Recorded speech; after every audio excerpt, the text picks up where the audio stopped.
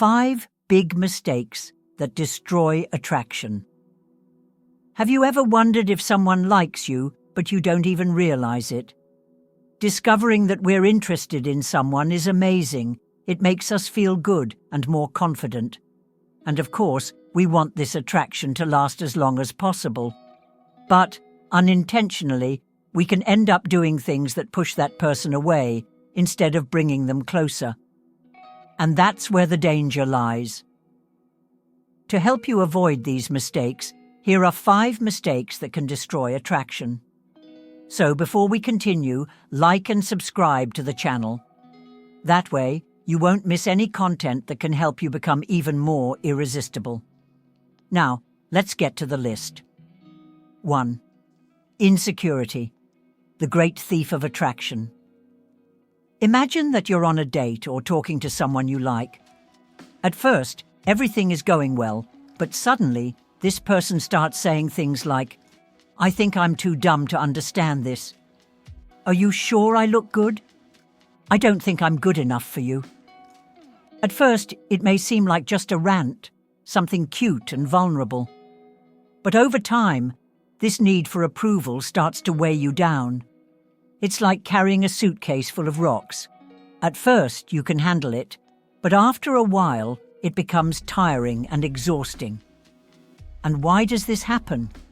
Because exaggerated insecurity makes the other person feel like they need to constantly convince you that you are interesting, beautiful, and capable. And, let's be honest, no one wants to be in a relationship where they need to reinforce this all the time. Now, don't confuse insecurity with humility. Having moments of doubt is normal. It's part of life. The problem is when this becomes your identity, when you spend more time putting yourself down than recognizing your own value. Do you want to know the secret to being more attractive? Build your confidence from the inside out. Value yourself. Instead of criticizing yourself, learn to recognize your qualities. Do you have flaws? Of course, everyone does. But that doesn't define you. Be the master of your self-esteem. Don't wait for others to tell you how amazing you are. Believe it first. Take care of your posture and tone of voice. Confident people don't need to shout their confidence. They demonstrate it with their actions. Attraction is born from positive energy, a sparkle in the eyes, from someone who knows who they are and doesn't need approval all the time. So, the next time that insecure voice pops into your head, ask yourself, would I talk to a friend like that? If the answer is no, it's time to change the way you treat yourself. So, are you ready to swap insecurity for confidence? Leave a comment below if you feel like an insecure person. 2. Jealousy and possessive behavior, the poison of attraction. Imagine that you are in a relationship and at first, everything seems perfect. You laugh together, have fun, and the connection is strong. But over time, small behaviors begin to emerge. You feel an uncontrollable urge to check the other person's cell phone. You call or text them all the time, wanting to know where they are and who they are with. You feel uncomfortable whenever they mention a friend or co-worker. You try to limit their outings, believing that this way you can protect them. At first, it may seem like just concern, but for the person on the other side, these behaviors are suffocating. It's like being in a room where the air is getting thinner and thinner. And do you know what the first reaction of someone who feels trapped is? The urge to run away. But why does this happen? Because no one likes to feel like they have to explain themselves all the time. A lack of trust turns a happy and easy relationship into something exhausting. What was supposed to be love turns into a game of control and insecurity. Now, understand one thing. Feeling jealous is not the problem. It is a natural emotion that anyone can feel at some point. The problem is what you do with this jealousy. Do you try to control the other person? This only shows fear and insecurity. Do you become aggressive or dramatic? This only drives them away and tires them out. Do you keep comparing yourself and creating stories in your head? This only hurts you. If you feel jealous frequently, try to stop for a moment and ask yourself, where does this fear come from? Is it really about the other person or about something inside me? Most of the time, excessive jealousy has more to do with our own insecurities than with our partner's behavior. Maybe you are afraid of being replaced. You don't think you are good enough, or you have past traumas.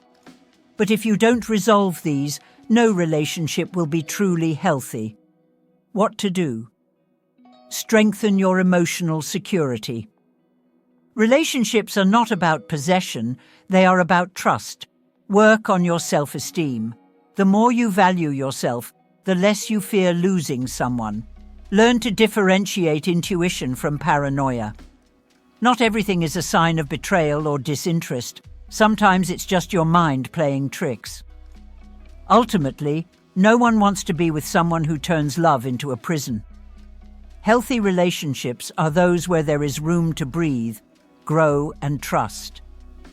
So before acting on impulse, ask yourself, am I protecting my relationship, or am I destroying it with my own fear? 3. Being overly critical. When the search for perfection destroys connection. Imagine that you are in a relationship, and in the beginning, everything is light and fun. Your partner feels comfortable by your side, acts naturally, and shares small moments of everyday life with you. But little by little, this begins to change. You complain that he or she didn't wash the dishes properly. You think that their choice of clothes wasn't the best. Criticize the way you cut vegetables, fold clothes, or even laugh at a joke. At first, it may seem like an innocent observation, but when it becomes routine, the relationship begins to wear thin. The other person begins to feel inadequate, as if nothing they do is good enough. And then a problem arises. No one likes to be around someone who constantly makes them feel wrong. Now, think about what happens when a relationship becomes a collection of criticisms. Instead of feeling safe and valued, the other person begins to distance themselves emotionally. You know those people who seem disconnected in a relationship? Many times this happens because, after so much criticism, they simply give up trying to please.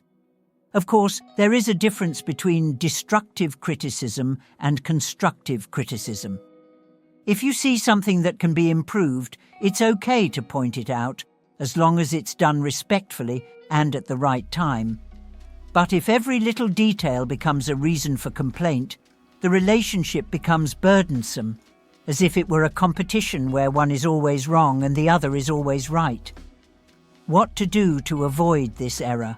Before criticizing, ask yourself if it really matters. Are those poorly washed dishes or the outfit he or she picked out that important? Or are you just trying to control everything your way? Swap criticism for encouragement. Instead of saying, "You always do this wrong," try something like, "How about we try this other way?" Small changes in communication can make a big difference. Focus on the positives. No one wants to be with someone who only points out flaws. When you praise and appreciate them, you create an environment where the other person wants to be around you. Ultimately, a relationship shouldn't feel like a courtroom where one person judges the other all the time. It should be a space for support, growth, and, most importantly, admiration. So before you launch into yet another criticism, ask yourself, will this help or will it just erode our connection? If it's the latter, it might be best to just let it go. 4. Spending too much time on technology. When the screen becomes a wall. Imagine that you're on a date or just relaxing at home with someone special. The conversation is flowing, the connection is there, but suddenly you feel that something has changed.